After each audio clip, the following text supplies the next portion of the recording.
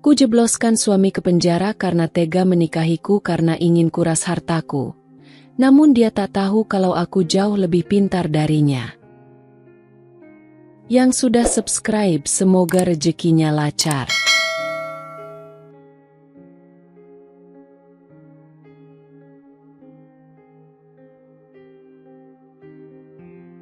Namaku Adinda Larasati. Usia 31 tahun. Dilahirkan dari keluarga pengusaha sukses yang membangun kerajaan bisnis dari nol. Aku tumbuh dalam limpahan materi, namun tidak serta-merta membuat hidupku selalu mudah.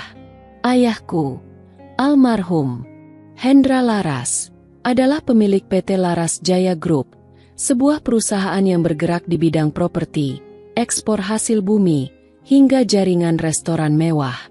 Sepeninggalnya 2 tahun lalu karena serangan jantung, kendali penuh perusahaan diserahkan padaku. Anak tunggal yang terpaksa tumbuh cepat di usia yang seharusnya sedang menikmati hidup. Meski dikelilingi kemewahan, aku bukan perempuan manja yang hanya tahu berbelanja dan liburan. Sejak kuliah, aku sudah diajak terlibat dalam berbagai rapat penting, dibekali ilmu manajemen, bahkan ditempa oleh ayah langsung dalam berbagai krisis bisnis. Ibuku, Nyonya Ratna Laras, seorang wanita yang sangat menjaga citra, lebih sering terlibat dalam urusan sosial dan filantropi. Beliau percaya bahwa perempuan harus mandiri secara finansial, tapi tetap harus terlihat anggun dalam segala situasi. Kehidupan mewah, bisnis sukses, pendidikan tinggi, semua itu membuat banyak orang mengira aku perempuan yang tak perlu susah payah mencari kebahagiaan. Tapi satu hal yang tidak pernah mudah dalam hidupku, cinta. Dulu, aku pernah bertunangan dengan seorang arsitek muda bernama Evan. Kami berkenalan saat pembangunan cabang hotel milik Laras Jaya di Bali. Dia tampak tulus, rendah hati, dan selalu memujiku sebagai wanita kuat nan lembut. Aku sempat berpikir, mungkin inilah cinta yang kutunggu. Tapi sayang, sebelum hari pernikahan, aku memergokinya tengah bersama wanita lain di villa yang aku sewakan untuknya. Parahnya, wanita itu bukan siapa-siapa selain asistennya sendiri. Setelah itu, aku menutup hati cukup lama. Aku tenggelam dalam pekerjaan, mengisi hari-hari dengan rapat, inspeksi ke lapangan, dan pelatihan karyawan. Hidupku sepi, tapi juga damai. Sampai aku bertemu pria bernama Reza. Pertemuan kami berawal dari acara peluncuran cabang restoran Prancis di Jakarta Selatan, bagian dari jaringan bisnis keluarga. Reza datang sebagai tamu undangan dari salah satu investor. Dia berdiri di pojok ruangan, mengenakan setelan navy blue yang pas di tubuhnya. Wajahnya bersih, senyumnya sopan tapi menawan. Dia tampak seperti seseorang yang tidak asing dengan dunia profesional, tapi juga tidak berlebihan menampilkan dirinya. Saat dia menatapku dan kami mulai berbicara, ada percikan kecil di dadaku. Entah kenapa, aku merasa nyaman berbicara dengannya. Adinda Larasati, Direktur Utama PT Laras Jaya Group. Ucapku memperkenalkan diri sambil tersenyum formal. Reza Mahendra, konsultan keuangan. Saat ini lagi banyak terlibat di bidang investasi kuliner juga. Jawabnya dengan suara bariton yang tenang. Percakapan itu mengalir begitu saja. Tidak ada nada gombal. Tidak ada pujian berlebihan seperti yang biasa kudengar dari pria-pria yang mencoba mendekatiku. Dia terlihat tulus, penuh perhatian, dan yang paling penting, dia tidak terlihat terintimidasi dengan statusku. Kami mulai sering bertemu. Reza tahu bagaimana memosisikan diri. Dia bukan tipe pria posesif, tapi selalu hadir saat aku butuh seseorang untuk bicara. Saat aku tertekan oleh tekanan bisnis, dia hadir sebagai pendengar yang baik.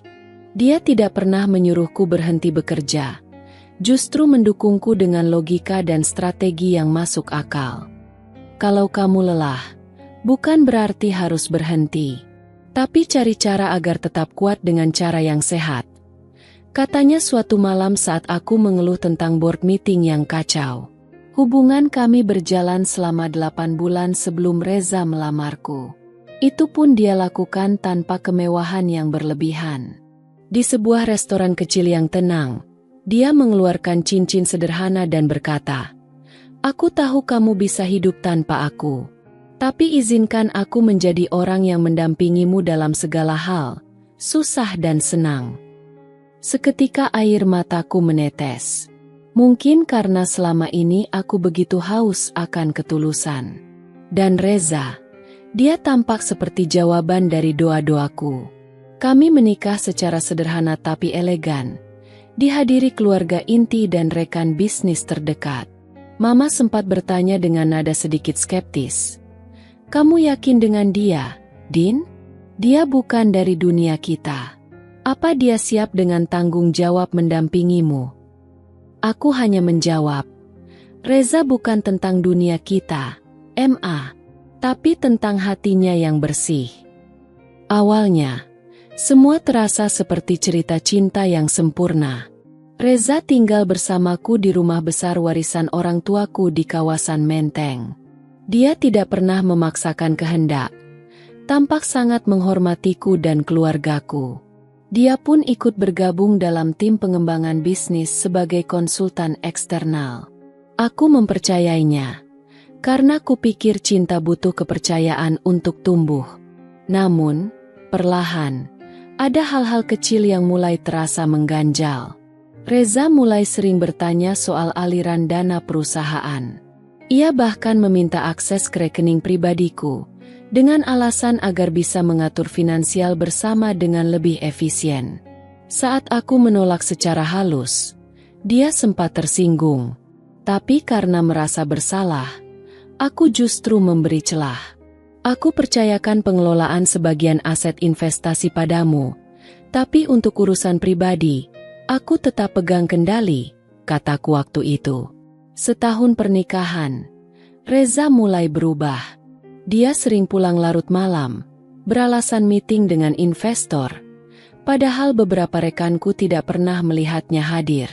Ponselnya mulai dikunci dengan password berbeda, dan seringkali dia menjauh saat menerima telepon. Aku mulai curiga, tapi tetap berusaha berpikir positif. Aku tidak mau mengulangi luka masa lalu hanya karena ketakutan yang tak berdasar. Namun, titik baliknya datang saat aku mendapati email yang masuk ke laptopku. Reza rupanya lupa logout dari emailnya sendiri setelah meminjam laptopku beberapa hari sebelumnya. Di sana, aku melihat percakapan mencurigakan dengan seseorang bernama Vano, yang membahas soal pengalihan dana, rekening baru, dan target minggu ini. Jantungku seperti berhenti berdetak saat membaca salah satu kalimat Reza. "Dinda sudah percaya penuh padaku. Sisa 3 bulan lagi, kita bisa amankan semuanya. Setelah itu, aku urus perceraian dengan alasan tidak cocok." Tanganku gemetar, mataku memanas, tapi aku menahan diri. Aku tidak ingin gegabah. Aku butuh bukti lebih. Sejak hari itu, aku mulai menyewa investigator pribadi. Aku minta mereka menyelidiki kegiatan Reza, akun bank yang dia gunakan, hingga latar belakang yang sebelumnya tidak sempat kuselidiki secara mendalam karena terlena cinta. Hasilnya, membuatku mual. Reza ternyata pernah mengganti identitas 2 kali. Nama aslinya adalah Rian Mahesa, pernah terlibat kasus penipuan investasi di Bandung tahun 2017, namun lolos karena minim bukti. Dia berafiliasi dengan jaringan penipu kelas kakap yang menargetkan wanita-wanita karir dan kaya. Mereka bermain dengan rayuan, lalu menikah dan menguras harta. Aku menjadi salah satu korbannya. Tapi aku tidak akan diam. Hari itu, di dalam kamar yang dulu menjadi saksi malam pertama kami, aku duduk di hadapan cermin besar. Wajahku masih tampak sama, tegas, dingin, dan dewasa. Tapi mataku menyimpan bara. Kalau dia pikir aku perempuan lemah yang bisa dibodohi, dia salah besar, gumamku. Aku bertekad. Ini bukan hanya soal harga diriku sebagai perempuan, tapi soal keadilan. Soal tidak membiarkan pria seperti Reza terus memangsa wanita lain demi kepuasan materi. Aku akan merancang langkah ini dengan cermat. Tanpa air mata. Tanpa drama. Aku akan jebloskan dia ke penjara. Dengan tanganku sendiri. Hujan turun deras di luar jendela rumah mewah kami malam itu. Di balik kaca, rintik hujan seperti menjadi irama pelengkap dari gejolak batinku. Di meja kerja yang biasanya hanya kupakai untuk mengurus laporan keuangan perusahaan, kini penuh dengan berkas-berkas yang tak biasa, salinan rekening mencurigakan, laporan transaksi properti, dan hasil investigasi diam-diam yang kian hari kian mengungkap topeng kelam seorang pria yang kucintai. Reza, atau harusnya aku mulai menyebutnya dengan nama aslinya, Rian Mahesa, masih saja bisa bersikap manis di hadapanku, seolah pernikahan ini adalah tempat sakral yang ia jaga. Padahal, dari balik senyumnya, tersembunyi niat keji yang sedang ia rampungkan. Aku menarik napas panjang, menatap dokumen di tanganku. Rekening milik Rio Setiawan. Nama fiktif yang muncul dalam transfer dana dari rekening sekunder perusahaan kami. Salinan yang diberikan penyelidik membuktikan bahwa Reza telah mencairkan dana sebesar 1,8 miliar ke akun itu dalam 2 bulan terakhir. Ia menggunakan proyek fiktif sebagai alasannya saat mengajukan dana operasional tambahan dari divisi keuangan. Kau pikir aku tak akan menyadarinya, Reza?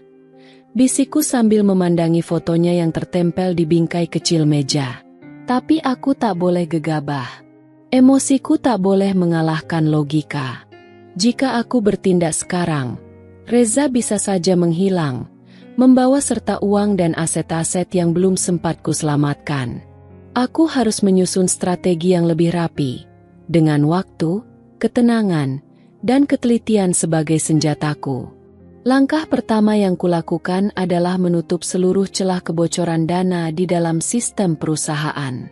Aku memanggil CFO-ku, Ibu Dian, dan membahas sistem pengawasan dana secara keseluruhan. Tentu, tanpa menyebutkan nama Reza. Kita butuh pengawasan berlapis, Bu.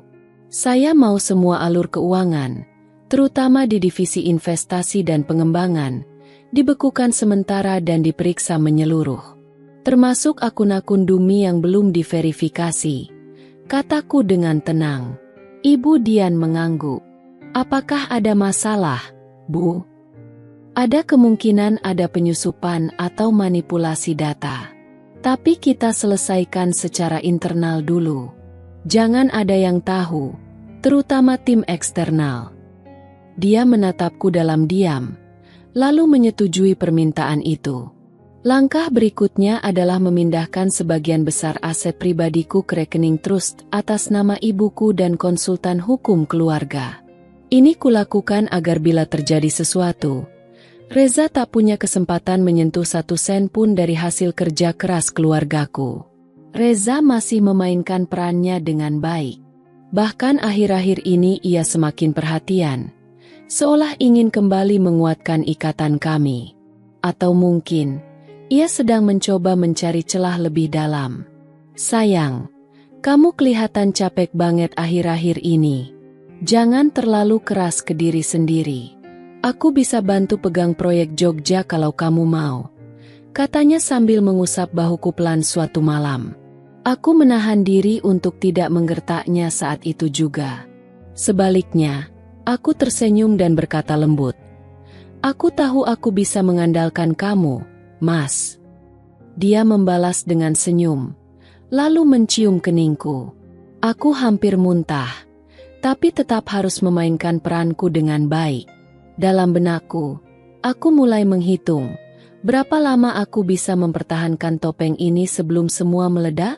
Aku kembali menemui Raka, investigator yang sudah membantuku sejak awal. Mulai minggu depan, aku ingin kau pantau semua pertemuan Reza. Siapa saja yang ia temui, catat waktu dan lokasi, dan, jika memungkinkan, rekam semua percakapan. ucapku serius. Baik, Bu Adinda. Kami sudah pasang pelacak di mobilnya dan menyusup ke salah satu akun email cadangannya. Ada banyak nama yang berulang, seperti Vano, Diki, dan satu yang baru, Aurel.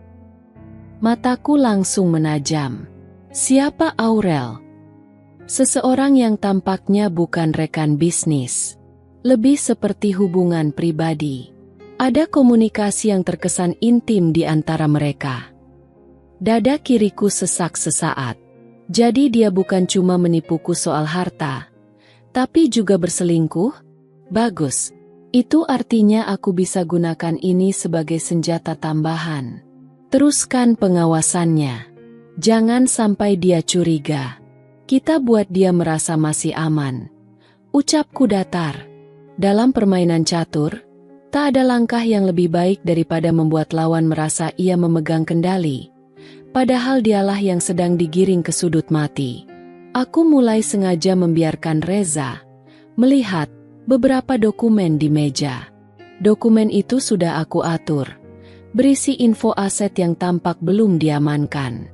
Tujuannya satu, memancing dia mengambil tindakan terburu-buru. Kalau dia tergesa-gesa, aku akan lebih mudah menangkapnya basah. Benar saja. 2 hari kemudian, aku melihat notifikasi email masuk dari sistem keamanan digital pribadi. Reza mencoba mengakses salah satu file terenkripsi milik almarhum ayahku. File yang seharusnya hanya bisa dibuka olehku dengan sidik jari dan password khusus. Permainan dimulai. Aku tak puas hanya mengetahui dia penipu. Aku ingin tahu semuanya. Kenapa ia bisa sedemikian licin? Siapa keluarganya? Apa dia sendiri juga korban dari masa lalu kelam? Dari penyelidikan lanjutan, Raka dan tim berhasil menemukan bahwa Reza, atau Rian Mahesa, memiliki latar belakang yang sangat misterius. Ia pernah menikah secara siri dengan seorang janda pengusaha di Surabaya. Beberapa bulan kemudian, wanita itu mengalami kebangkrutan karena dana usaha raib entah kemana. Ia sempat menuduh Rian. Namun tak ada bukti kuat. Rian pun menghilang, dan wanita itu bunuh diri. Aku terdiam saat mendengar itu. Jadi dia bukan pertama kali melakukan ini. Raka mengangguk pelan.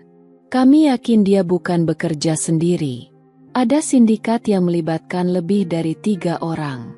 Tapi pusat permainan ini tetap Rian. Dadaku bergetar.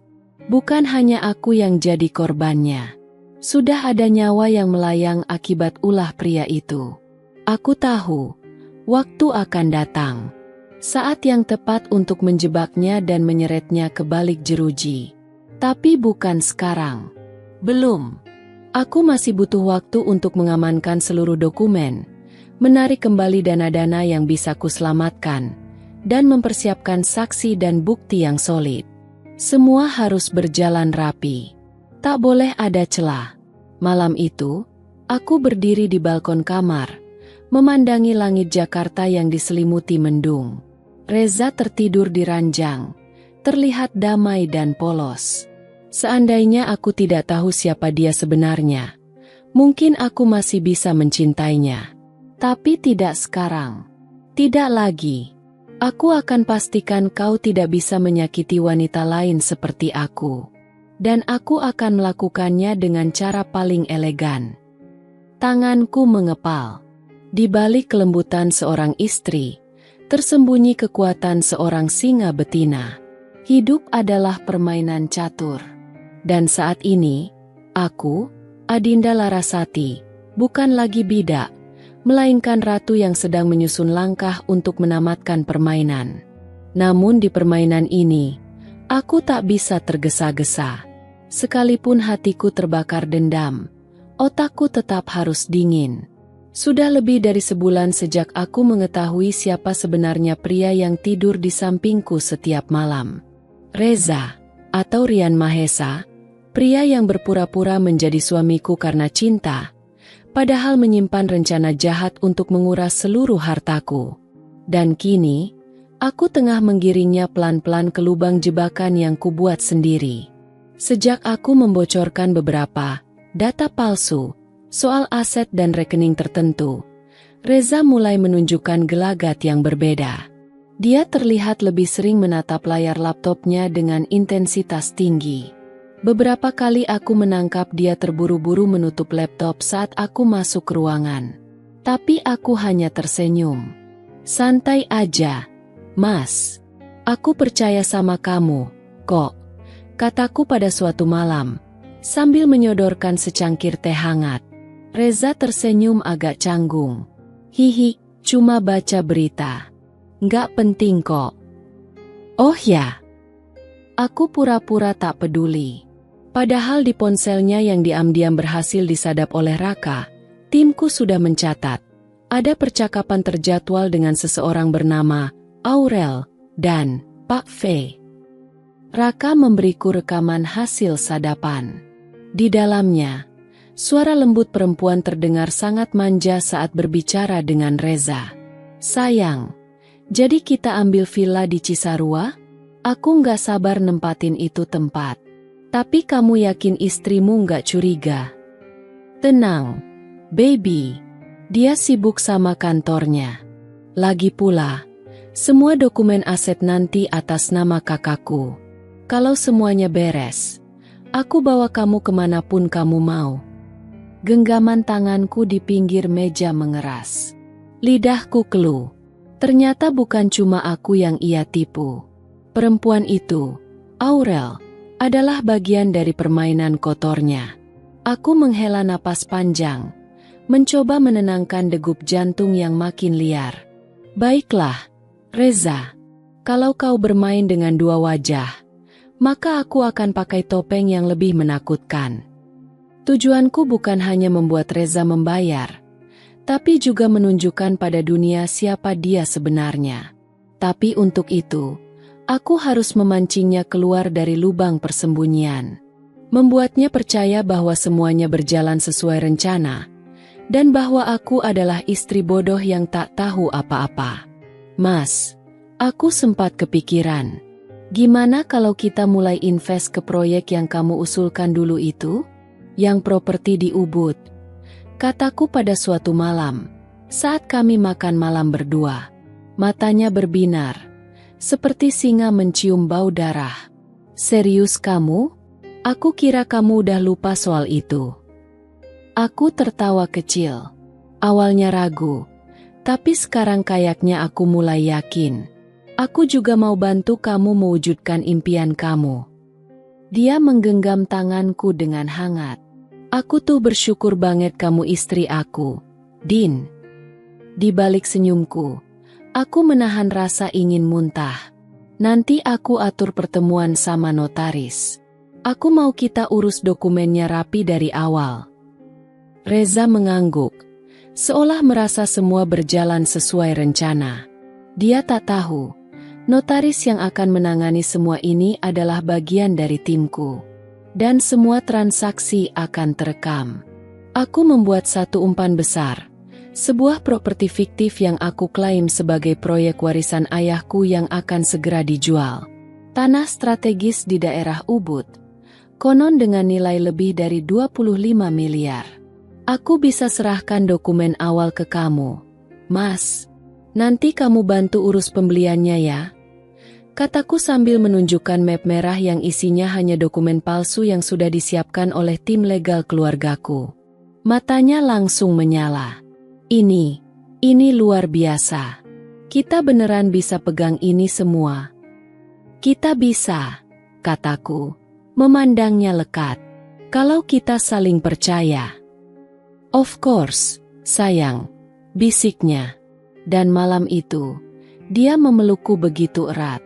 Mungkin karena ia merasa telah memegang kunci menuju kekayaan yang ia buru selama ini. 5 sandiwara tetap berlanjut. Meski batinku penuh amarah, aku harus tetap menjaga peranku. Aku menemaninya belanja, tertawa bersama, bahkan sesekali membuat makan malam kesukaannya. Ada satu momen di mana Reza berkata sambil tersenyum puas, "Aku ngerasa kita makin solid sekarang, Aku membalas dengan anggukan kecil. Mungkin aku baru sadar, kamu orang yang paling bisa aku percaya. Padahal dalam hatiku, aku sudah menyiapkan jeruji besi yang akan mengurungnya seumur hidup. Di balik semua sandiwara, aku terus bekerja. Bersama Raka dan pengacara, aku mulai menarik seluruh aset pribadiku yang masih bisa disentuh Reza. Sebagian sudah kupindahkan ke trust fund luar negeri. Sisanya diinvestasikan ulang lewat nama orang-orang kepercayaanku.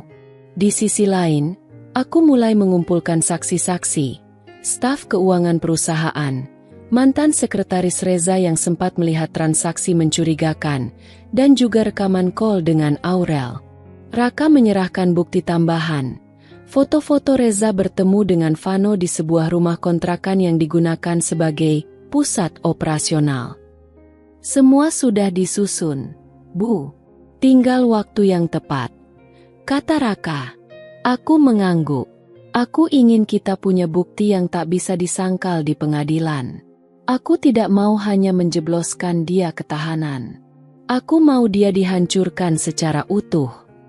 Hari demi hari, semakin banyak bukti masuk, tapi aku tetap bermain tenang. Bahkan ketika Reza bilang bahwa ia akan bertemu dengan investor properti dari Singapura, yang ternyata hanya kedok untuk mentransfer dana hasil manipulasi, aku pura-pura antusias. Kalau kamu butuh dukungan dokumen dari aku, bilang aja ya, Mas. Ia mencium keningku penuh kasih. Punya istri kayak kamu tuh keberuntungan terbesar dalam hidup aku. Aku menahan napas. Bukan karena tersentuh, tapi karena ingin tertawa. Keberuntunganmu, Reza, akan segera jadi kutukanmu. Di akhir bab ini, aku menerima telepon dari Raka. Bu, kami baru saja mendapatkan rekaman dari pembicaraan Reza dengan Aurel. Mereka sedang membahas soal rekening luar negeri dan rencana kabur ke Thailand setelah dokumen properti dari ibu berhasil ditandatangani. Aku menggenggam ponsel dengan kuat. Nadaku dingin. Simpan rekaman itu baik-baik. Kita sebentar lagi akan masuk tahap akhir. Apakah kita mulai jalankan rencana penangkapan? Belum, jawabku. Biarkan dia menyelesaikan semua kejahatannya. Semakin dalam dia menggali, semakin dalam lubang yang akan menguburnya. Aku memandangi wajah Reza dari kejauhan, yang sedang bermain gitar sambil bersenandung kecil di teras. Permainan belum selesai, tapi langkah skakmat sudah sangat dekat. Waktu tak pernah berjalan pelan saat amarah sedang membara.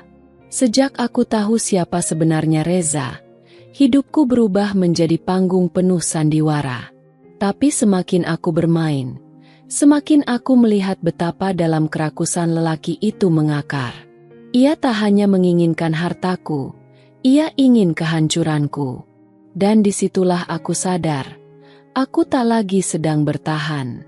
Aku sedang menyerang. Mas, kemarin mobil Mercy itu kemana? Aku lihat parkirannya kosong. Tanyaku saat sarapan. Reza menjawab santai. Oh, aku pinjemin ke temenku. Katanya urgent banget buat meeting. Besok juga balik lagi. Padahal aku tahu betul mobil itu ia bawa sendiri ke Bandung, ke dealer mobil bekas yang jadi tempat cuci uangnya. Dari laporan Raka, mobil itu sudah dilepas ke seseorang bernama Ilham untuk dibarter dengan transfer senilai 700 juta, langsung ke rekening atas nama Vano, partner bisnis. Reza yang kini jadi buruan utamaku. Aku menahan amarah. Dia semakin berani. Bahkan berani menjual hartaku secara terang-terangan dan menghilangkannya seolah tak ada yang salah. Malam itu aku sengaja memancing Reza. Mas, aku dengar dari orang kantor. Kamu sempat ketemu sama Vano. Aku pikir kamu udah gak kerja sama dia lagi. Sekilas wajah Reza menegang. Tapi ia segera menutupi dengan senyum palsunya. Ya cuma ngobrol-ngobrol aja. Teman lama. Gak enak ditolak. Padahal kamu janji gak mau kerja bareng dia lagi, kan? Sayang. Ia memeluk bahuku. Kamu tuh terlalu mikir yang enggak-enggak. Aku ini fokus ke kamu, ke masa depan kita. Aku menepis tangannya pelan. Mas, kalau aku sampai tahu kamu bohong lagi, kamu tahu kan konsekuensinya? Adinda, kamu kenapa ngomong kayak gitu? Aku tatap matanya dalam-dalam. Karena aku capek jadi istri yang dibohongi. Reza diam. Matanya berkedip cepat. Seolah mencari celah untuk mengelak. Dan saat itulah aku tahu. Rasa aman yang ia rasakan perlahan mulai terkikis. Ia mulai merasa terancam. Walau belum tahu dari arah mana ancaman itu datang. Tak hanya dariku. Tekanan untuk Reza datang dari tempat lain. Raka mendeteksi bahwa Vano, rekan curangnya, mulai tidak sabar. Dalam salah satu penyadapan, terdengar percakapan panas. Vano, gue udah keluarin banyak buat lu. Reza, kalau minggu ini nggak ada dana cair, kita putus. Lu pikir gue bisa sabar terus? Reza, tenang, bro. Bini gue udah hampir tanda tanganin dokumen properti itu. Duitnya gede. 1 minggu lagi, kita aman. Vano, kalau nggak aman, lu yang gue libas duluan. Keringat dinginku mengalir saat mendengar itu. Tak hanya jahat, Reza juga sedang berada di bawah tekanan. Dan itu membuatnya lebih berbahaya. Orang yang terdesak bisa melakukan hal-hal di luar akal sehat. Sikap Reza mulai berubah. Ia tak lagi sering pergi seenaknya. Ia mulai bertanya kemana aku pergi, dengan siapa aku bertemu, bahkan mulai mengecek ponselku diam-diam saat aku mandi. Aku sengaja biarkan satu pesan dari Tasya, nama samaran Raka, muncul di layar. Rekaman berhasil, tinggal atur jadwal meeting sama tim legal ya, Bu. Sore harinya, Reza terlihat gelisah. Ia membawaku ke taman belakang rumah. Sayang, aku cuma mau nanya, kamu sembunyiin sesuatu dari aku? Aku tertawa pelan. Kamu lagi ngapain, Mas? Interogasi aku. Wajahnya tak bergeming. Kalau kamu udah nggak percaya aku, ngomong aja. Aku balik bertanya. Justru aku harusnya nanya itu ke kamu. Apa kamu masih percaya sama aku? Atau kamu yang udah mulai takut ketahuan? Ia terdiam. Aku bisa lihat tangan kirinya mengepal. Sorot matanya seperti kucing terpojok. Dan itu membuatku semakin yakin. Tak lama lagi dia akan membuat langkah gegabah. Malam itu, semuanya memuncak. Kami berdebat soal dokumen properti Ubud. Aku sengaja menunda-nunda menandatangani. Kenapa harus ditunda-tunda terus? Ini proyek gede, Din. Kamu tuh nggak paham cara kerja bisnis. Ujar Reza dengan nada tinggi. Aku paham, Mas. Tapi aku juga paham mana yang legal, mana yang manipulatif. Suasana menjadi panas. Kamu nuduh aku macam-macam, sekarang. Hah? Aku berdiri. Mataku tajam menusuk ke arahnya. Kalau kamu nggak punya niat buruk, kenapa kamu marah saat aku waspada? Apa kamu takut rencanamu gagal? Tangannya meninju meja makan hingga gelas pecah berhamburan. Dinda, jangan macam-macam sama aku. Dadaku naik turun. Tapi aku tidak mundur. Kalau kamu berani macam-macam, Mas, kamu belum tahu siapa aku sebenarnya. Dia meninggalkanku di ruang makan, menghentakkan pintu kamar dengan keras.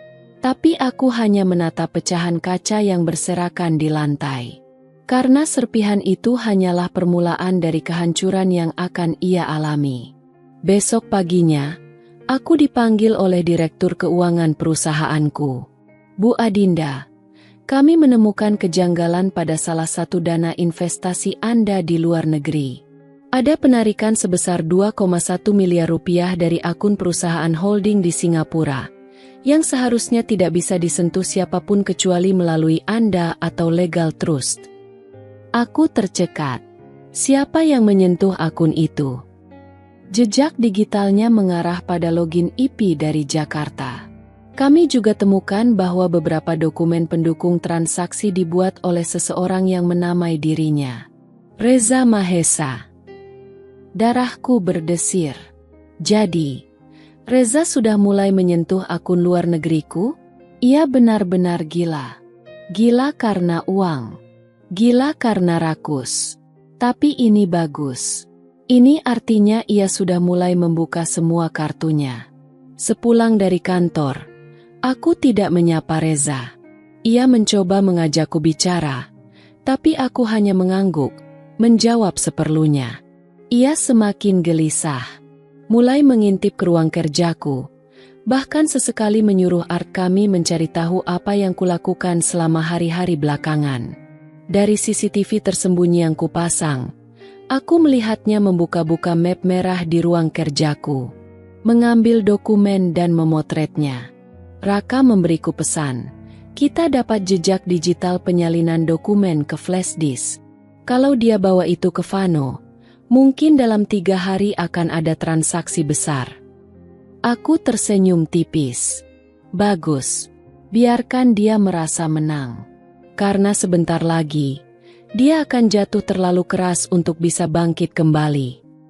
Jika pernikahan adalah tentang saling percaya, maka pernikahanku dengan Reza adalah perang dingin yang berkedok cinta.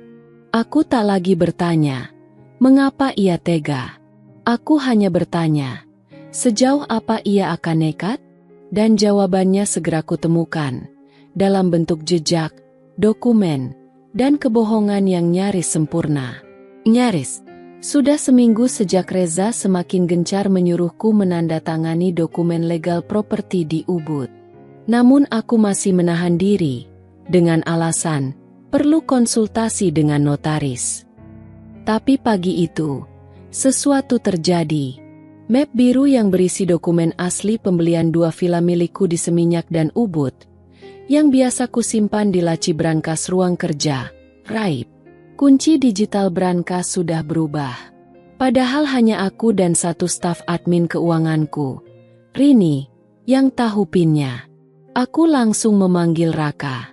Dia sudah berani masuk ke sistem keamanan rumah, kataku, berusaha tetap tenang. Kalau dia nekat, bisa saja dia pakai dokumen itu untuk memalsukan peralihan aset. Raka mengangguk. Kami akan tarik semua notaris terdaftar untuk waspada. Tapi satu hal penting, Bu. Tadi malam Reza ketahuan bertemu dengan Vano di sebuah restoran di SCBD. Kami menyadap percakapannya. Ia menyerahkan earphone kecil padaku. Reza, Dinda mulai curiga. Tapi dia belum tahu aku udah pegang dokumen penting. Vano, bagus. Lu percepat semuanya. Sebelum dia sadar lu bukan suami yang dia pikir. Reza, 1 minggu lagi, gue pastikan dana cair. Biar dia bangkrut. Setelah itu, gue bisa bebas.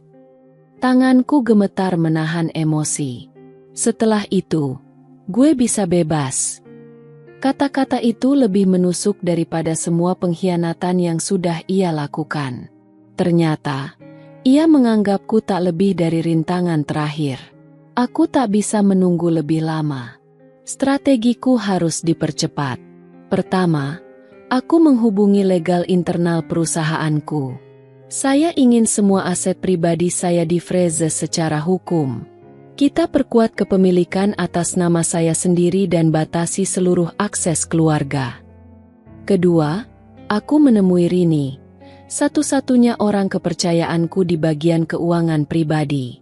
Mulai hari ini, semua transaksi atas nama saya harus melalui verifikasi 2 tingkat, dan jangan sebut-sebut saya ke siapapun, termasuk suami saya. Rini tampak kaget, tapi ia tahu. Semua stafku sudah mulai merasa ada sesuatu yang tidak beres sejak Reza makin sering muncul di kantor, pura-pura mewakili saya. Ketiga, Aku membuat janji dengan notaris pribadi kami. Bu, tolong tandai semua permintaan transfer aset dari nama saya. Kalau ada yang mendesak dengan tanda tangan saya, pastikan Anda verifikasi langsung, karena ada kemungkinan tanda tangan dipalsukan. Mata notaris itu membelalak. Dipalsukan? Ya, jawabku singkat. Saya tidak bisa menjelaskan lebih jauh sekarang. Malamnya, aku pura-pura tidur lebih awal. Raka sudah mengaktifkan kamera kecil tersembunyi di ruang kerjaku, tepat menghadap ke brankas dan meja dokumen. Dan benar saja, sekitar pukul 1.43 dini hari, Reza masuk pelan-pelan. Ia membawa senter kecil, membuka laci meja, mengangkat beberapa map. Lalu, ia mengeluarkan satu map kuning. Di dalamnya, salinan KTP dan dokumen kepemilikan aset. Tangannya gemetar. Ia tahu betapa pentingnya berkas itu. Ia memotretnya satu persatu dengan ponsel. Sesekali ia berhenti, seolah mengecek apakah aku terbangun. Tapi aku tidak bergerak sedikit pun dari kamar, hanya menatap layar pengawas di samping tempat tidur. Ambil semua datamu, Reza, gumamku lirih. Semakin kau curi, semakin kau terjebak. Keesokan paginya, aku bertingkah seperti biasa. Bahkan ku tambah perhatian padanya. Mas, mau aku buatin jus jeruk? Tanyaku manis. Ia terlihat kikuk. Iya, boleh. Aku bisa lihat matanya waspada. Seperti pencuri yang takut ketahuan tapi masih berpura-pura jadi malaikat. Mas, aku mendekatinya, lalu menatap wajahnya. Dia tersentak. Kenapa? Aku tersenyum. Jangan pernah takut, jujur ya. Aku percaya sama kamu, kok. Ia terdiam, tapi ekspresinya memberitahuku segalanya. Ia tidak lagi yakin aku adalah wanita bodoh yang akan terus dibodohi. Dan itu membuatnya semakin berbahaya. Sore itu, Reza bilang akan pergi keluar kota. Ada urusan bisnis dadakan di Surabaya. Sayang. Padahal aku tahu, tiket pesawat dan penginapan yang ia booking adalah di Bali. Tujuannya? Bertemu notaris bayangan yang selama ini bekerja untuk Vano. Dia akan mencoba mengalihkan salah satu properti ke atas nama Shell Company, kata Raka saat mengabari lewat telepon. Kita sudah hubungi pihak notarisnya diam-diam dan bekerja sama dengan mereka. Bagus, jawabku dingin. Biarkan dia percaya bahwa usahanya berhasil. Aku ingin Reza merasa menang. Karena orang yang sedang berdiri di puncak akan jatuh paling keras. 3 hari kemudian, satu pesan suara masuk ke sistem penyadapan kami. Vano, gue nggak percaya sama Reza lagi. Tanda tangan Dinda aneh. Kayaknya dia udah sadar. Kita bisa kena. Reza, lu tenang dulu. Semua udah gue pegang. Tinggal finalisasi legal aja. Lu mau mundur sekarang? Vano, kalau lu gagal, lu jangan harap gue nggak seret lu ke kuburan bareng. Aku menggenggam tangan. Ancaman dari luar sudah menyentuh Reza. Dan ia semakin goyah. Tapi aku tahu dia masih belum menyadari satu hal. Aku bukan lagi Adinda yang dulu. Aku bukan wanita yang bisa dibohongi. Bukan istri yang hanya diam sambil melihat semua harta dan kepercayaan direnggut begitu saja. Aku adalah badai yang sedang menunggu waktu. 1 minggu kemudian, Reza kembali dari Bali dengan raut wajah puas. Ia tak lagi menyembunyikan senyumnya. Bahkan mulai mengajak ngobrol lebih hangat, seolah tak terjadi apa-apa. Malam itu, ia mengajak makan malam romantis. Di restoran tempat kami pertama kali kencan setelah menikah.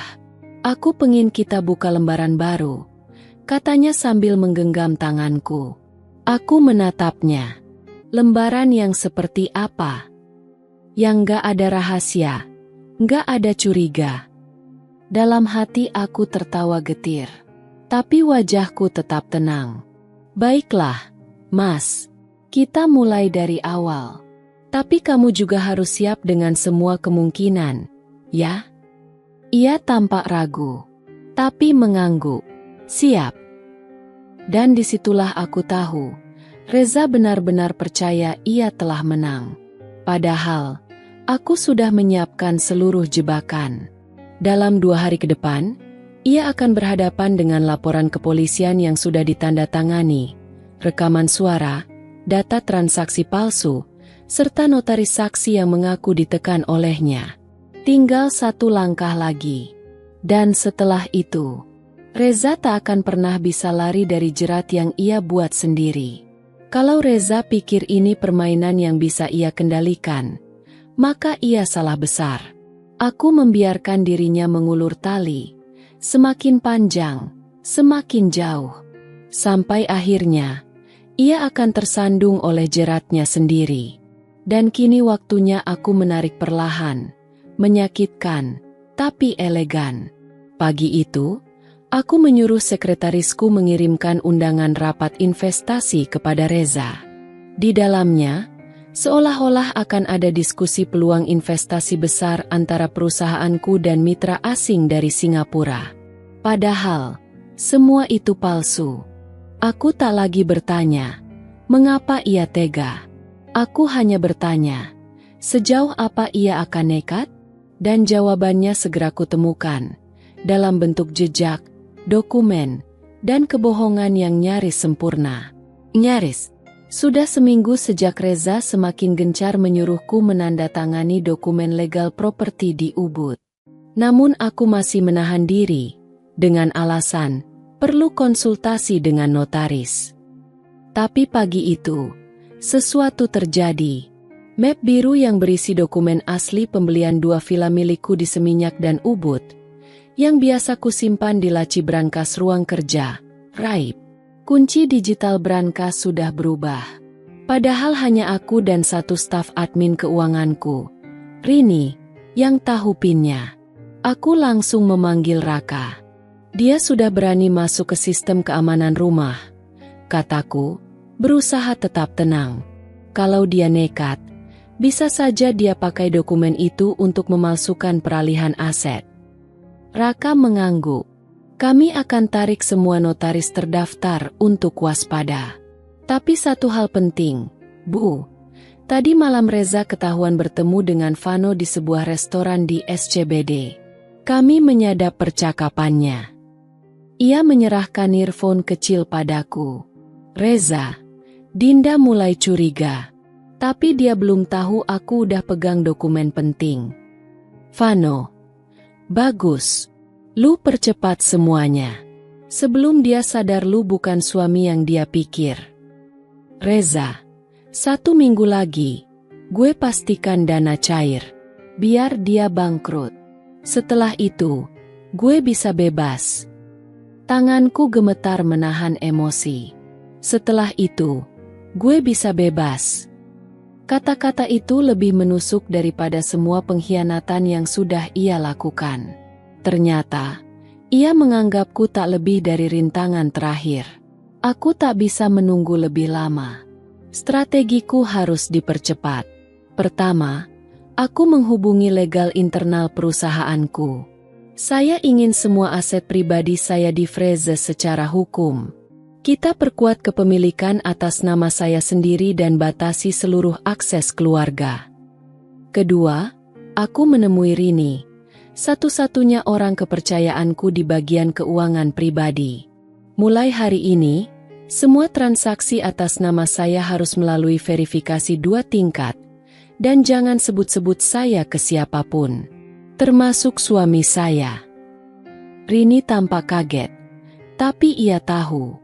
Semua stafku sudah mulai merasa ada sesuatu yang tidak beres sejak Reza makin sering muncul di kantor, pura-pura mewakili saya. Ketiga, aku membuat janji dengan notaris pribadi kami. Bu, tolong tandai semua permintaan transfer aset dari nama saya. Kalau ada yang mendesak dengan tanda tangan saya, pastikan Anda verifikasi langsung, karena ada kemungkinan tanda tangan dipalsukan. Mata notaris itu membelalak. Dipalsukan? Ya, jawabku singkat. Saya tidak bisa menjelaskan lebih jauh sekarang. Malamnya, aku pura-pura tidur lebih awal. Raka sudah mengaktifkan kamera kecil tersembunyi di ruang kerjaku, tepat menghadap ke brankas dan meja dokumen. Dan benar saja, sekitar pukul 1.43 dini hari, Reza masuk pelan-pelan. Ia membawa senter kecil, membuka laci meja, mengangkat beberapa map. Lalu, ia mengeluarkan satu map kuning. Di dalamnya, salinan KTP dan dokumen kepemilikan aset. Tangannya gemetar. Ia tahu betapa pentingnya berkas itu. Ia memotretnya satu persatu dengan ponsel. Sesekali ia berhenti, seolah mengecek apakah aku terbangun. Tapi aku tidak bergerak sedikit pun dari kamar, hanya menatap layar pengawas di samping tempat tidur. Ambil semua datamu, Reza, gumamku lirih. Semakin kau curi, semakin kau terjebak. Keesokan paginya, aku bertingkah seperti biasa. Bahkan ku tambah perhatian padanya. Mas, mau aku buatin jus jeruk? Tanyaku manis. Ia terlihat kikuk. Iya, boleh. Aku bisa lihat matanya waspada. Seperti pencuri yang takut ketahuan tapi masih berpura-pura jadi malaikat. Mas, aku mendekatinya, lalu menatap wajahnya. Dia tersentak. Kenapa? Aku tersenyum. Jangan pernah takut, jujur ya. Aku percaya sama kamu. Kok? Ia terdiam. Tapi ekspresinya memberitahuku segalanya. Ia tidak lagi yakin aku adalah wanita bodoh yang akan terus dibodohi. Dan itu membuatnya semakin berbahaya. Sore itu, Reza bilang akan pergi keluar kota. Ada urusan bisnis dadakan di Surabaya. Sayang. Padahal aku tahu, tiket pesawat dan penginapan yang ia booking adalah di Bali. Tujuannya? Bertemu notaris bayangan yang selama ini bekerja untuk Vano. Dia akan mencoba mengalihkan salah satu properti ke atas nama Shell Company, kata Raka saat mengabari lewat telepon. Kita sudah hubungi pihak notarisnya diam-diam dan bekerja sama dengan mereka. Bagus, jawabku dingin. Biarkan dia percaya bahwa usahanya berhasil. Aku ingin Reza merasa menang. Karena orang yang sedang berdiri di puncak akan jatuh paling keras. 3 hari kemudian, satu pesan suara masuk ke sistem penyadapan kami. Vano, gue nggak percaya sama Reza lagi. Tanda tangan Dinda aneh. Kayaknya dia udah sadar. Kita bisa kena. Reza, lu tenang dulu. Semua udah gue pegang. Tinggal finalisasi legal aja. Lu mau mundur sekarang? Vano, kalau lu gagal, lu jangan harap gue nggak seret lu ke kuburan bareng. Aku menggenggam tangan. Ancaman dari luar sudah menyentuh Reza. Dan ia semakin goyah. Tapi aku tahu dia masih belum menyadari satu hal. Aku bukan lagi Adinda yang dulu. Aku bukan wanita yang bisa dibohongi. Bukan istri yang hanya diam sambil melihat semua harta dan kepercayaan direnggut begitu saja. Aku adalah badai yang sedang menunggu waktu. 1 minggu kemudian, Reza kembali dari Bali dengan raut wajah puas. Ia tak lagi menyembunyikan senyumnya. Bahkan mulai mengajak ngobrol lebih hangat, seolah tak terjadi apa-apa. Malam itu, ia mengajak makan malam romantis. Di restoran tempat kami pertama kali kencan setelah menikah. Aku pengin kita buka lembaran baru, katanya sambil menggenggam tanganku. Aku menatapnya. Lembaran yang seperti apa? Yang gak ada rahasia, gak ada curiga. Dalam hati aku tertawa getir. Tapi wajahku tetap tenang. Baiklah, Mas. Kita mulai dari awal. Tapi kamu juga harus siap dengan semua kemungkinan, ya? Ia tampak ragu, tapi mengangguk. Siap.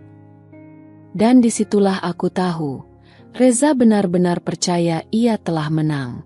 Padahal, aku sudah menyiapkan seluruh jebakan. Dalam 2 hari ke depan, ia akan berhadapan dengan laporan kepolisian yang sudah ditandatangani, rekaman suara, data transaksi palsu, serta notaris saksi yang mengaku ditekan olehnya.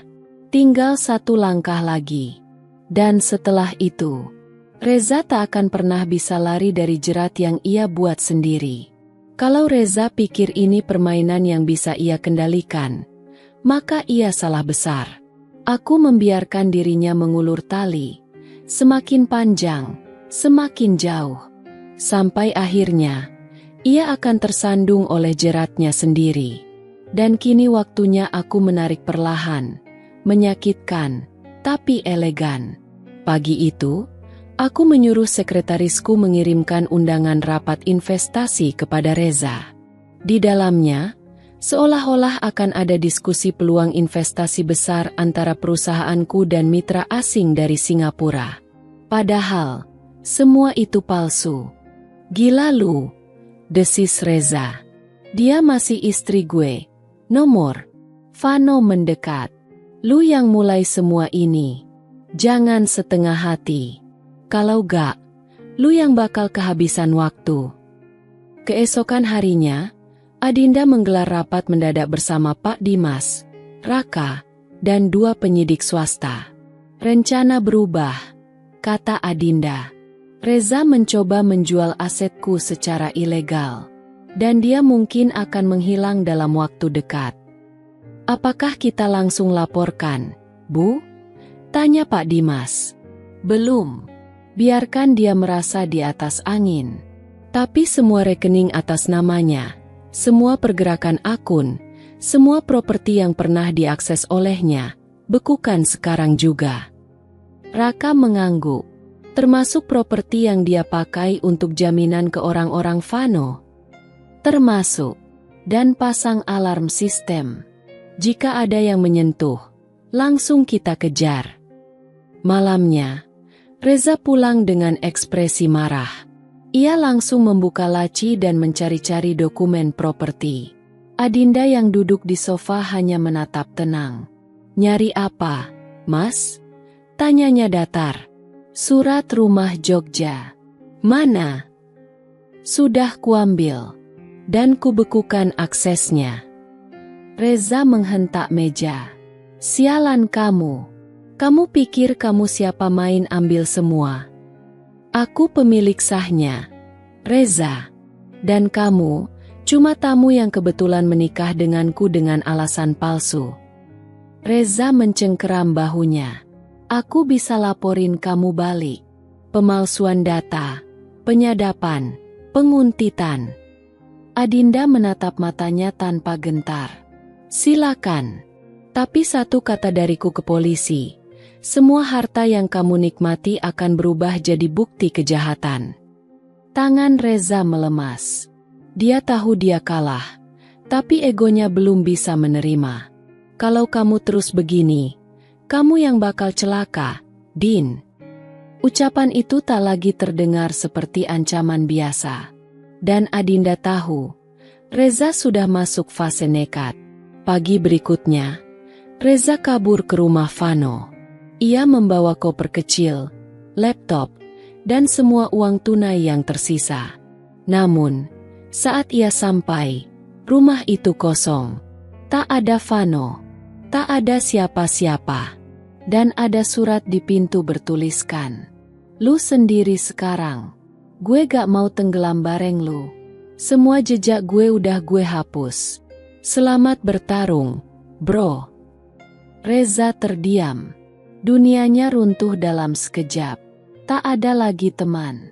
Tak ada lagi rencana. Yang tersisa hanya rasa takut dan kemarahan yang membusuk di dadanya. Sementara itu, Adinda duduk di ruang kerjanya. Di meja ada 2 dokumen terakhir. Surat kuasa penahanan aset, dan laporan lengkap bukti penipuan. Langkah terakhir tinggal 1, bisiknya.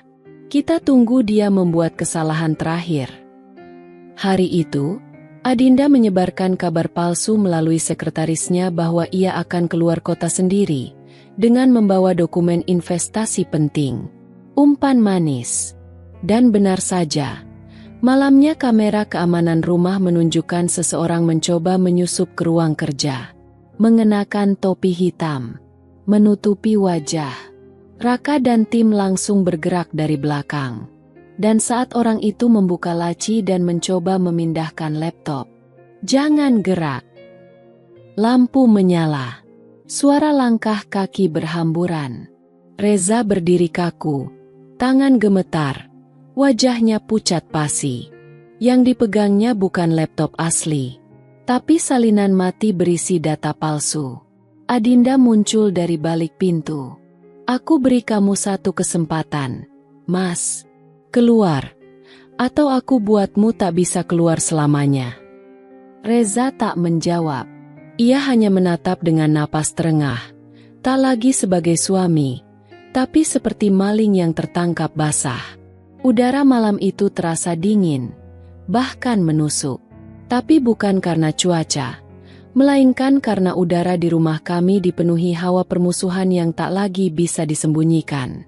Reza berdiri diam, terpojok di tengah ruangan yang diterangi lampu redup. Raka dan 2 orang pengawal keamanan berdiri di belakangnya, siap bergerak kapan saja. Aku berdiri beberapa meter dari suamiku, atau lebih tepatnya, mantan suamiku secara moral, menatap tajam ke matanya yang kini memancarkan ketakutan yang bahkan tak mampu ia sembunyikan lagi. Aku sudah beri kamu cukup banyak kesempatan, Mas. Tapi sepertinya kamu memang butuh pelajaran yang jauh lebih keras. Reza masih tak berkata apapun. Ia hanya memandangku dengan wajah penuh kebencian bercampur kepanikan. Aku tidak akan melaporkanmu malam ini, lanjutku pelan namun tegas. Tapi kalau kamu menyentuh satu dokumenku lagi, atau muncul di salah satu propertiku tanpa izin, maka semua yang kamu lakukan, yang selama ini aku kumpulkan buktinya, akan langsung kukirimkan ke pengadilan.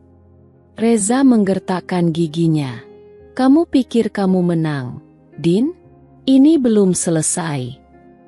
Benar. Aku tersenyum tipis. Belum selesai. Tapi kamu sudah kehilangan panggungmu. Sekarang, kamu hanya aktor figuran dalam permainan yang kamu buat sendiri. Raka memberi isyarat pada 2 petugas keamanan. Mereka perlahan mengantar Reza keluar rumah. Tak ada teriakan, tak ada perlawanan. Hanya diam, dan napas berat yang memantulkan kekalahan. Tapi aku tahu, badai belum benar-benar usai. 3 hari kemudian, kabar mengejutkan datang dari Pak Dimas. Bu Adinda, kami menemukan sesuatu. Ada surat kuasa bodong yang mencatut nama Anda, diberikan ke sebuah notaris di luar kota. Orang yang menyerahkannya, Vano. Aku mengepalkan tangan. Apa yang mereka coba lakukan? Kelihatannya mereka akan menjual tanah Anda di kawasan Sentul. Nilainya cukup besar. Blokir semuanya. Lacak aliran dokumen dan siapkan surat laporan ke bagian tindak pemalsuan. Pak Dimas mengangguk. Sudah kami siapkan, Bu. Tapi, kami juga menangkap sinyal bahwa Reza kini bersembunyi di rumah lama milik Vano. Aku menarik napas dalam. Kali ini mereka main kasar. Dan mereka bermain di tempat yang sudah tak ada aturan. Raka kemudian mengusulkan strategi. Kita buat mereka merasa benar-benar menang. Kita kirim umpan lewat email palsu. Seolah-olah dokumen asli tanah itu akan dikirimkan dalam bentuk fisik minggu ini. Tapi kita beri penanda khusus di dokumennya, sehingga kita bisa tahu siapa yang menyentuh dan kemana itu dibawa. Dan kalau berhasil, tanyaku, kita punya rekaman, bukti pelanggaran baru, dan lokasi mereka. Dengan itu, kita bisa gerakan pihak berwajib sekaligus tekan balik rekan Vano yang bermain di belakang. Aku menatap Raka. Lakukan. Sementara itu, Reza duduk di dalam ruangan sempit. ditemani suara kipas angin tua dan lantai berdebu. Vano berdiri di sampingnya, memandangi laptop dengan wajah masam. Kita kepepet, Za. Tapi kalau dokumen tanah itu benar-benar dikirim, kita bisa jual dengan cepat. Ada pembeli dari luar negeri. Kita tinggal satu langkah. Reza ragu. Apa gak bahaya? Itu bisa jebakan. Justru kalau kita gak ambil, kita kalah total. Reza mengangguk, walau hatinya masih penuh keraguan. Keesokan harinya, koper berisi dokumen palsu dikirim ke rumah sewaan tempat Reza dan Vano bersembunyi. Tak butuh waktu lama, koper itu langsung dibuka, di-scan, dan difoto. Dan di saat itulah perangkapku bekerja.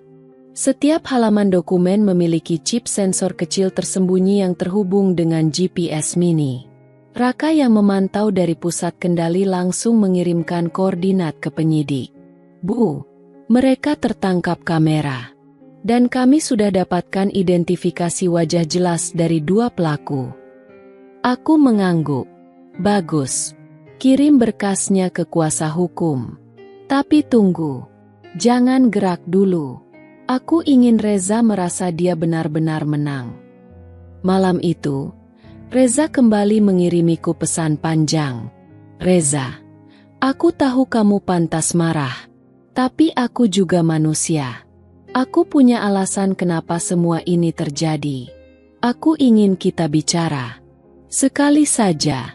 Di tempat netral. Untuk terakhir kalinya. Aku membaca pesannya lama sekali. Lalu membalas. Adinda, besok, jam 7 malam. Di kafe tempat kita dulu pertama bertemu. Aku sendiri. Jangan bawa siapapun. Bu Adinda, yakin? Tanya Raka begitu aku selesai membaca ulang rencana. Ini kesempatan. Dia pasti panik dan mencoba mencari jalan damai. Yang sebenarnya adalah gertakan terakhir. Aku tersenyum dingin. Dan kali ini, aku akan jadi penutup dari sandiwara panjang ini. Kafe itu masih sama. Lampunya temaram, musik jazzy lembut, dan aroma kopi yang menenangkan. Tapi hatiku tak tenang. Bukan karena takut, tapi karena ini akan menjadi percakapan terakhir dengan pria yang pernah aku cintai. Reza datang telat 10 menit. Wajahnya kurus, kusut, tapi masih mencoba menunjukkan karisma lamanya. Aku nggak mau kita hancur seperti ini, Din, katanya sambil duduk. Kita sudah hancur sejak kamu menandatangani kerjasama dengan Vano di belakangku. Kalau aku minta maaf, itu tak cukup. Kamu mencuri, memalsukan, mengkhianati. Kalau kamu benar-benar ingin memperbaiki semuanya, kamu tahu caranya. Reza menatapku tajam. Jadi kamu akan teruskan semua ini? Seret aku ke penjara. Aku berdiri, menatap langsung ke wajahnya. Aku tidak menyeret kamu kemana-mana, Mas. Kamu sendiri yang melangkah ke sana. Aku meninggalkan meja dengan langkah tenang. Di luar, mobil tim hukum dan pengacara sudah menunggu. Dan Raka hanya berkata pelan, semua siap, tinggal menunggu aba-aba. Udara pagi itu mendadak terasa berat. Walau matahari bersinar cerah di langit Jakarta, hatiku tahu, hari ini akan menjadi titik balik segalanya. Bukan hanya untukku, tapi juga untuk semua yang telah bermain di balik layar sandiwara ini. Di ruang kerja Raka, aku duduk di depan monitor yang memperlihatkan layar CCTV tersembunyi dari rumah persembunyian Reza dan Vano. Target sedang bersiap, ujar Raka dengan suara pelan namun penuh ketegasan. Tim dari polisi juga sudah bergerak ke lokasi. Sesuai rencana, kita akan beri mereka waktu menyentuh dokumen terakhir sebelum penangkapan. Tambah Pak Dimas, yang ikut dalam operasi pagi itu. Jantungku berdebar cepat. Bukan karena takut, tapi karena keadilan yang hampir tiba. Jam menunjukkan pukul 10.07 saat sebuah mobil polisi tanpa tanda menyusuri jalan sempit menuju rumah tempat persembunyian Reza dan Vano. Beberapa detik kemudian, 3 petugas berpakaian preman mendobrak pintu. Polisi, tangan di atas kepala. Reza yang saat itu tengah memegang koper dokumen terperanjat, tubuhnya kaku. Vano panik dan mencoba melarikan diri melalui pintu belakang, tapi langsung ditangkap oleh petugas lain yang sudah siaga. "Apa ini? Kalian tidak punya hak!" teriak Reza, mencoba memberontak. "Semuanya sudah ada buktinya. Anda bisa jelaskan di kantor," tegas salah satu penyidik. Dan dalam hitungan menit, 2 pria yang selama ini mengatur tipuan besar terhadap hidupku, akhirnya ditangkap dengan tangan diborgol. Wajah mereka tertunduk malu. Tapi kemenangan ini bukan tanpa konsekuensi. Beberapa jam setelah penangkapan Reza, ponselku tak henti berdering. Nomor tak dikenal. Pesan masuk dari akun-akun Instagram palsu. Bahkan sebuah berita online tiba-tiba memuat artikel dengan judul besar. "Pengusaha cantik tega penjarakan suaminya sendiri. Ada apa di balik kekayaan Adinda Hapsari?" Darahku mendidih membaca narasi yang disusun begitu licik. Dalam artikel itu, disebutkan bahwa aku memanfaatkan Reza demi pencitraan bisnis dan mencampakkannya saat sudah tidak dibutuhkan. Tak hanya itu, di dalam kolom komentar, muncul akun-akun baru yang menyerang nama baikku. Perempuan matre, istri licik, wanita yang haus kekuasaan, semua dilontarkan tanpa ampun. Raka datang dengan wajah serius. "Ini bukan kebetulan, Din. Kami lacak IP beberapa akun dan semuanya mengarah ke jaringan kantor hukum yang pernah bekerja sama dengan keluarga Reza." "Berarti mereka ikut main?" tanyaku geram. "Bukan cuma ikut. Mereka sedang mencoba menjatuhkan kamu secara moral di mata publik." Sore itu, aku baru saja keluar dari mobil setelah bertemu dengan kuasa hukum, ketika seorang wanita parubaya datang dengan langkah cepat menghampiriku. "Adinda." Aku menoleh. Jantungku terhenti sejenak. "Bu Ratna?" "Ibu Reza." Wajahnya penuh amarah, matanya merah, dan tangannya bergetar. "Kau tega menjebloskan anakku ke penjara. Reza itu suamimu. Dia ayah dari cucu yang belum sempat aku miliki." Aku menatapnya dengan dingin.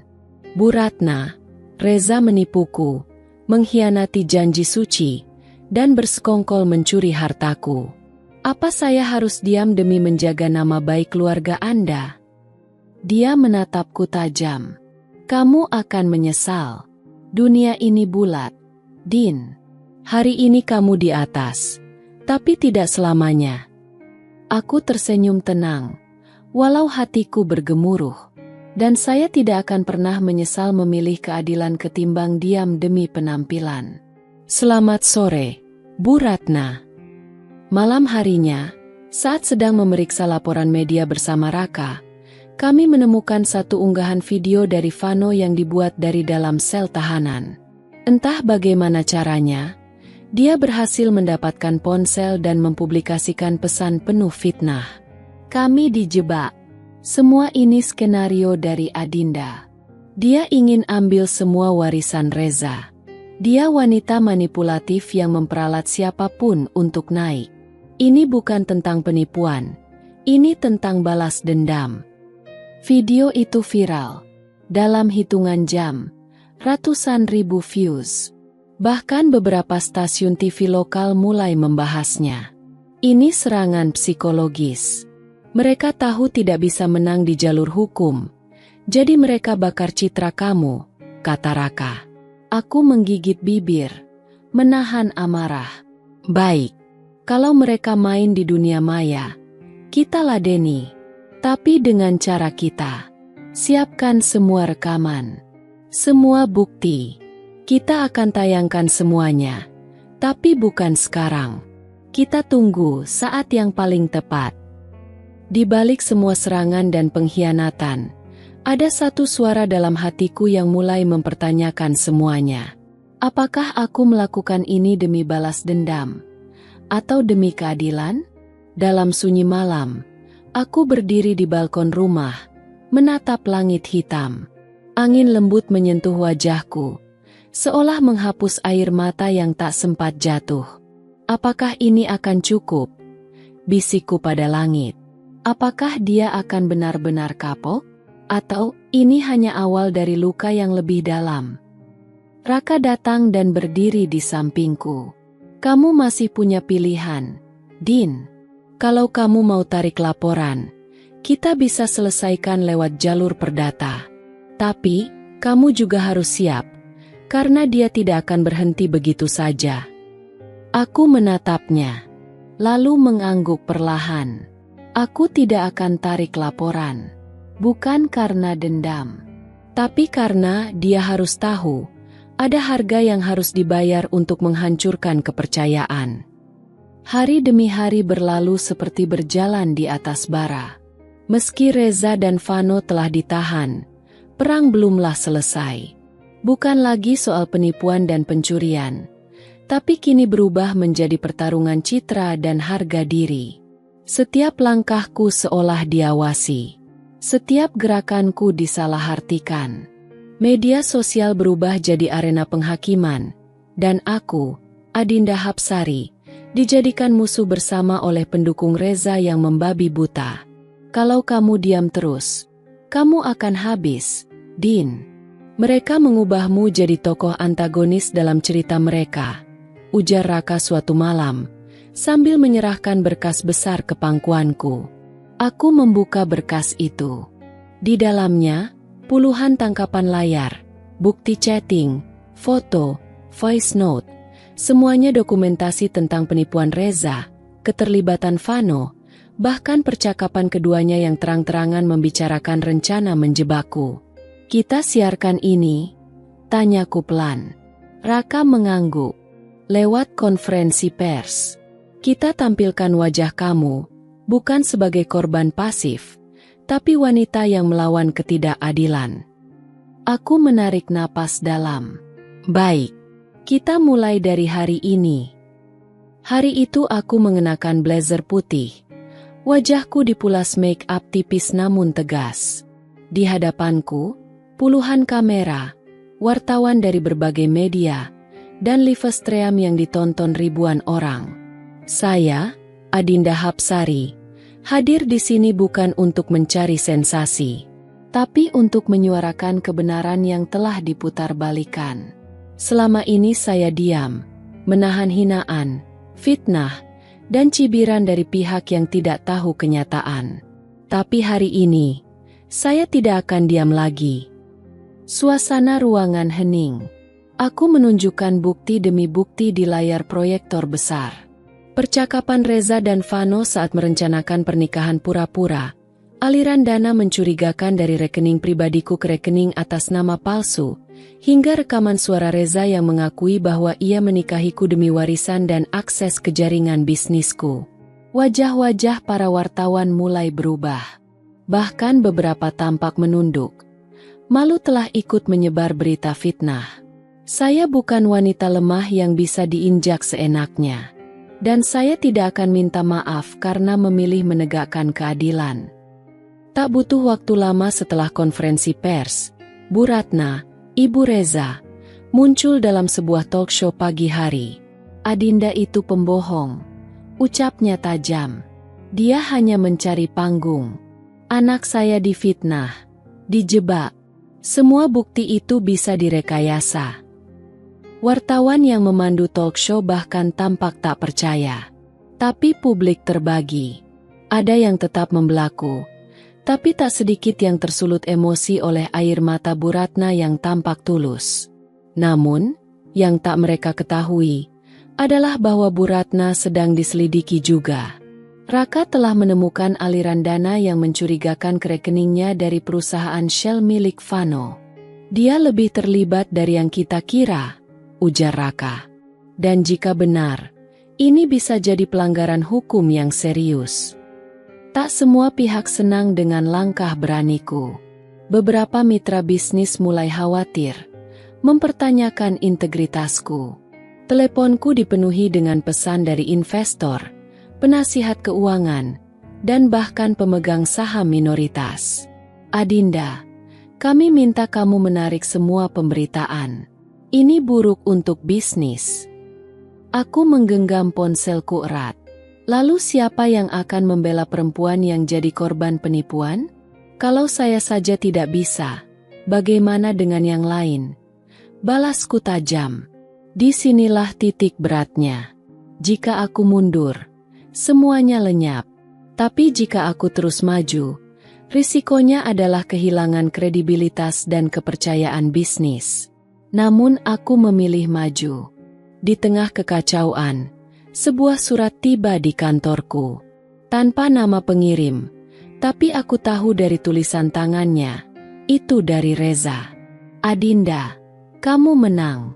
Tapi ingat, tak semua kebenaran membawamu pada ketenangan. Aku mungkin terpenjara, tapi aku tidak sendirian. Dunia ini kecil, dan aku akan pastikan kamu tidak tenang, bahkan setelah aku keluar nanti.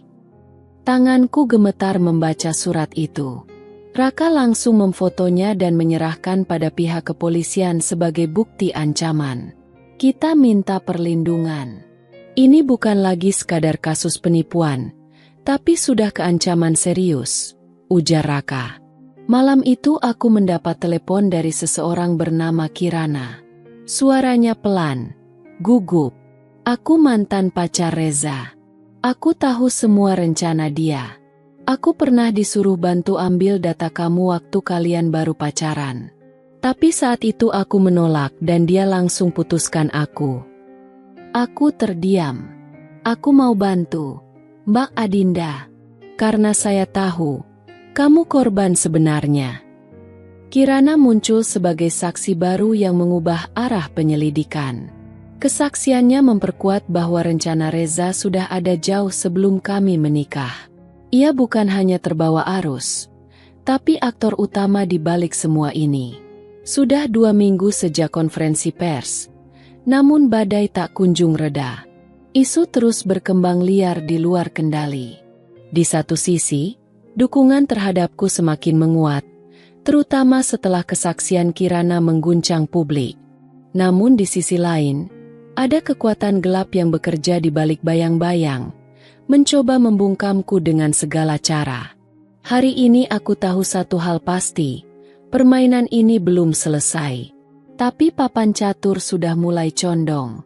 Dan Reza, raja licik itu, semakin terdesak ke sudut. Kini hanya tinggal waktu sebelum ia benar-benar jatuh. Pihak kepolisian akhirnya menyetujui untuk mengangkat Kirana sebagai saksi kunci. Aku hadir saat pemeriksaan pertamanya. Tangannya bergetar saat berbicara, tapi suara Kirana mantap. Reza sudah merencanakan pernikahan dengan Adinda bahkan sejak masih pacaran denganku. Dia sering bercerita tentang betapa bodohnya wanita-wanita kaya. Dia menyebut mereka sapi perah. Aku menggertakkan rahangku mendengar kata-kata itu. Dia menyuruhku mencari tahu akun sosial media Adinda, mengumpulkan informasi kecil seperti warna bunga favorit, restoran favorit, bahkan gaya busana, agar dia bisa menyamar jadi pria ideal di depan Adinda. Polisi menatapnya dengan serius. Apakah kamu punya bukti? Kirana mengangguk dan menyerahkan flash disk. Semua voice note, pesan, dan rekaman video, saya simpan. Termasuk saat dia menyebut Adinda, wanita tolol dengan harta yang terlalu besar untuk ukuran otaknya. Hatiku seperti ditikam. Tapi sekaligus, aku tahu, ini akan jadi peluru paling tajam untuk menjatuhkan Reza. Raka mendapat kabar dari seorang informan di dalam penjara. Reza mulai gelisah dan mencoba menyuap beberapa napi lain agar bisa mengakses ponsel secara ilegal. Ia bahkan menyewa pengacara baru, lebih agresif, dan berusaha menarik simpati media. Namun, semuanya terlambat. Pihak kejaksaan sudah menerima semua bukti tambahan, termasuk aliran dana mencurigakan ke rekening Ibu Reza dan Vano. Dari hasil penelusuran, uang itu ternyata berasal dari perusahaan-perusahaan cangkang yang tak berizin, semua atas nama palsu, dan sebagian lagi menggunakan dataku yang dipalsukan. Permainan licik mereka hampir terbongkar seluruhnya. Ini sudah masuk tahap pemalsuan identitas, penipuan berkedok pernikahan, dan pencucian uang, ujar jaksa saat aku hadir sebagai saksi lanjutan. Bu Ratna, yang dulu tampil percaya diri membelanya, kini menghilang dari media. Rumahnya digeruduk massa yang marah, karena merasa ditipu ikut membela penjahat. Reza itu korban, ucapnya dalam tangis saat diwawancarai secara paksa di depan rumahnya. Tapi, aku tidak tahu semua akan separah ini. Namun, polisi tak tinggal diam. Setelah bukti transfer dana ke rekeningnya muncul, surat pemanggilan resmi pun dikirim. Media menyebutnya sebagai calon tersangka baru dalam jaringan penipuan Reza Group. Bu Ratna sempat mencoba melarikan diri, tapi dicegat di bandara. Penahanannya menjadi berita besar nasional. Ini gila, bahkan ibunya terlibat, kata salah satu presenter berita malam. Sungguh seperti kisah drama, tapi nyata. Pukulan terbesar terjadi saat Vano, sahabat sekaligus rekan kriminal Reza, akhirnya menyerah dan memilih bekerja sama dengan pihak berwenang. Aku dihadirkan secara diam-diam saat proses pengakuan Vano. Saya dan Reza sudah merencanakan ini sejak awal. Kami targetkan wanita-wanita kaya lewat dating app, lalu mengarahkan ke pernikahan cepat. Tapi Adinda, dia target paling besar karena punya usaha mandiri yang bisa dijarah. Jadi pernikahan itu? Tanya penyidik. Rekayasa. Semua. Cinta palsu. Janji palsu. Bahkan bulan madu kami sudah dirancang untuk mengambil data dokumen bisnisnya. Kami pasang spiware di ponselnya. Jantungku nyaris berhenti. Jadi selama ini, semua rasa hangat yang kubagi, semua tawa yang kutumpahkan, hanyalah umpan? Raka meremas tanganku diam-diam. Aku hanya diam, menahan napas dan luka. Tepat saat semua orang mengira Reza akan bungkam, ia memainkan kartu terakhir.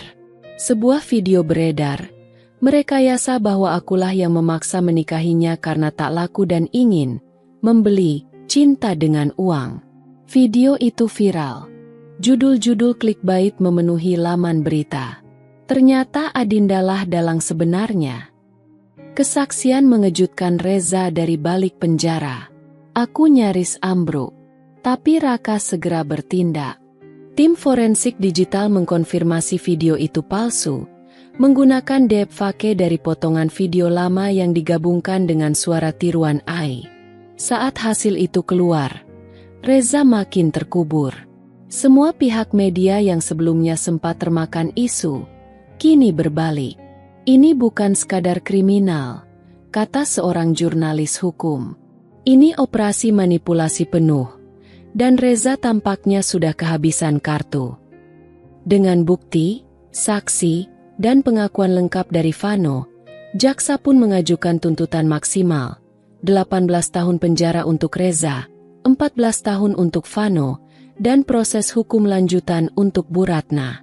Hakim sudah menetapkan sidang putusan dalam 2 minggu. Ujar Raka saat kami duduk bersama di ruang kerjaku. Aku mengangguk. Akhirnya. Namun dalam hati, aku tahu, ini bukan benar-benar akhir. Masih banyak trauma yang harus kulalui. Masih banyak malam-malam di mana aku terbangun karena mimpi buruk. Tapi satu hal pasti, aku bukan korban pasrah lagi. Aku kini berdiri tegak sebagai perempuan yang melawan. Hari itu langit Jakarta mendung. Awan hitam menggantung, seolah ikut menanggung beban yang selama ini kupikul. 3 bulan penuh perjuangan, luka, pengkhianatan, penyelidikan, dan perlawanan. Kini semuanya akan mencapai titik akhir. Pengadilan menjadwalkan sidang putusan pukul 10 pagi. Tapi sebelum itu, aku mengajukan permintaan, sebuah pernyataan resmi untuk publik, di hadapan media, sebelum vonis dijatuhkan. Aku tahu Reza akan hadir di ruang sidang. Tapi bukan untuk bicara, melainkan mendengar. Kali ini aku yang bicara. Aku yang mengakhiri semua ini. Gaun putih sederhana membalut tubuhku hari itu. Rambutku disanggul rapi. Aku bukan Adinda yang rapuh dan menangis seperti di awal kisah ini. Aku adalah Adinda yang belajar berdiri di atas luka-luka, menjadikannya kekuatan. Di hadapanku, puluhan kamera dan mikrofon siap merekam setiap kata.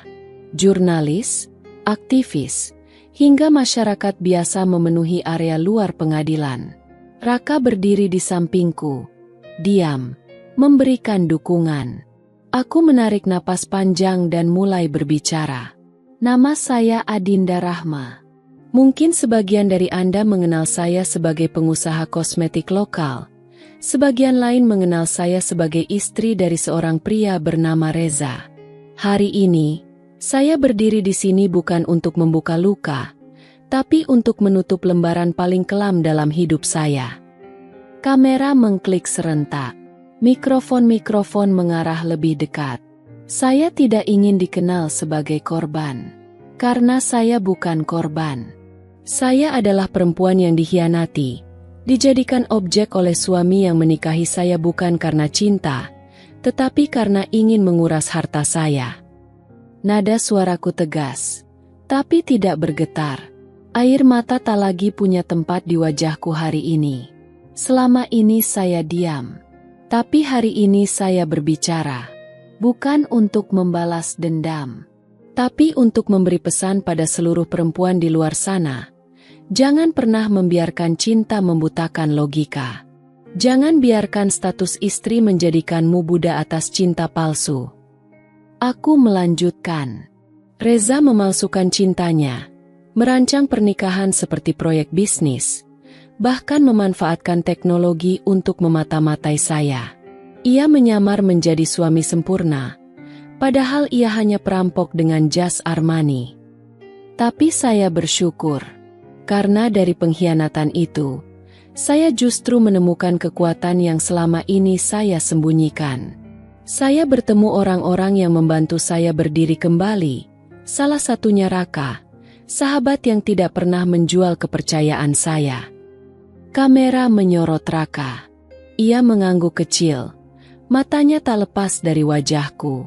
Aku melanjutkan pesanku. Kali ini lebih personal.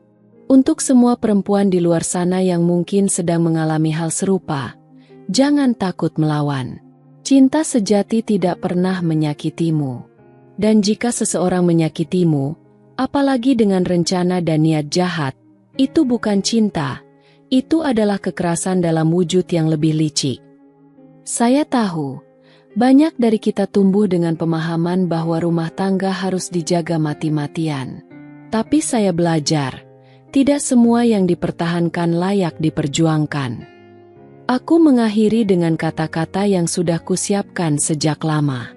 Untuk Reza. Untuk Reza. Aku tidak membencimu lagi. Aku telah selesai denganmu.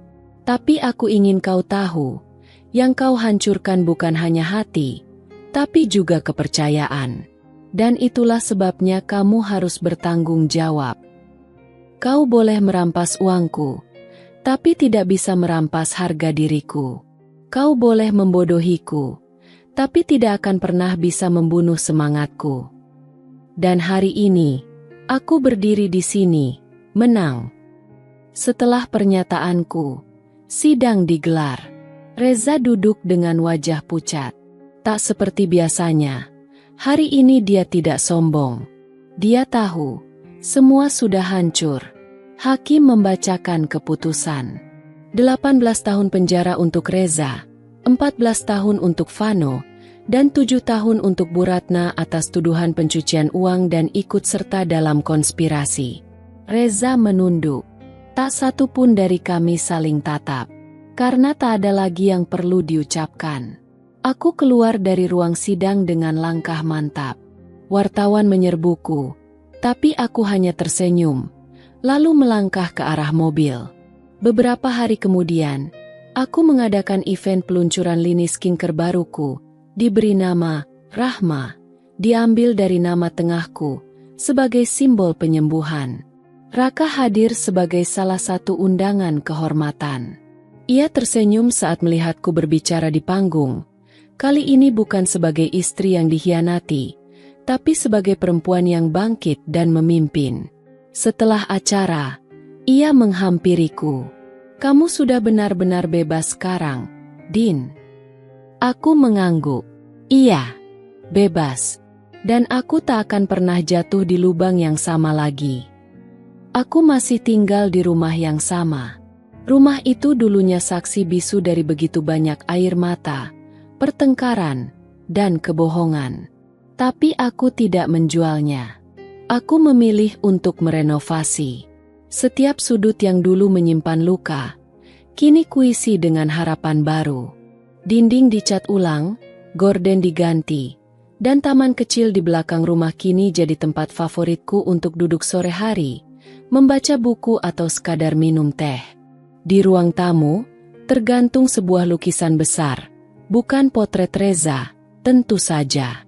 Tapi potret bunga matahari, simbol keberanian dan keteguhan berdiri menghadapi matahari kehidupan, seberapa terik pun cahayanya. Setelah peluncuran lini skincare baruku, Rahma, pesanan datang tak berhenti.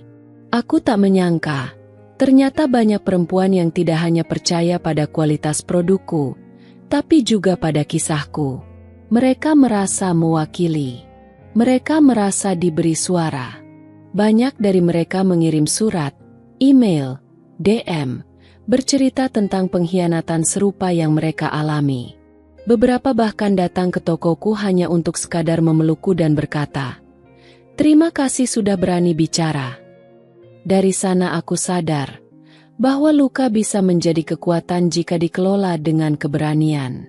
Dan kini, bisnis yang dulu hanya sekadar skincare, berubah menjadi gerakan. Aku membentuk komunitas, perempuan pulih, tempat para wanita berbagi cerita, saling mendukung, dan memulihkan diri dari luka emosional. Aku bukan hanya pengusaha, aku jadi bagian dari perubahan.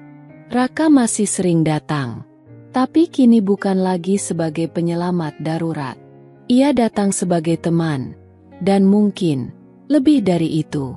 Ada malam-malam kami duduk berdua di teras belakang, membicarakan mimpi. Dia bercerita ingin membuka tempat pelatihan digital marketing untuk ibu-ibu rumah tangga. Aku langsung tertarik. Kita bisa kolaborasi. Produkku bisa jadi bahan latihan. Sekalian empowering mereka. Ujarku. Ia tersenyum. Dan sekalian aku bisa melihat kamu tiap hari. Aku menatapnya lama. Jantungku berdetak pelan tapi pasti.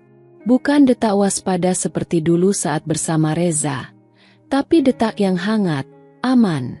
Tapi aku belum bisa menjawab. Luka butuh waktu untuk pulih, dan aku tak ingin membangun apapun dari sisa trauma. Namun satu hal yang pasti, aku tidak takut lagi.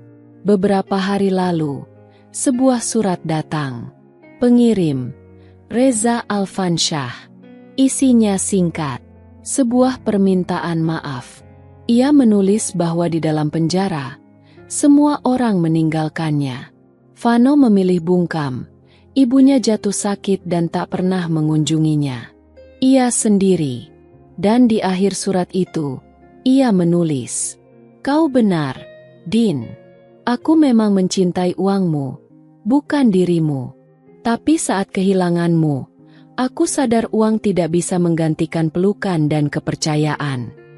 Aku melipat surat itu, lalu membakarnya. Sudah cukup. Hari ini, aku berdiri di panggung seminar nasional bertajuk Women in Business and Resilience. Aku mengenakan blazer putih, rambutku diikat sederhana.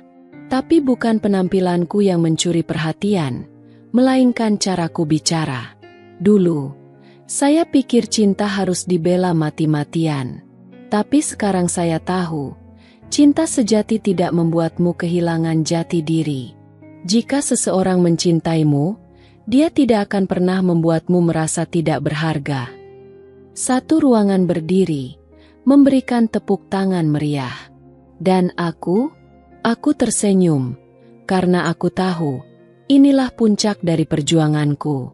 Beberapa waktu ke depan, aku mungkin akan jatuh cinta lagi.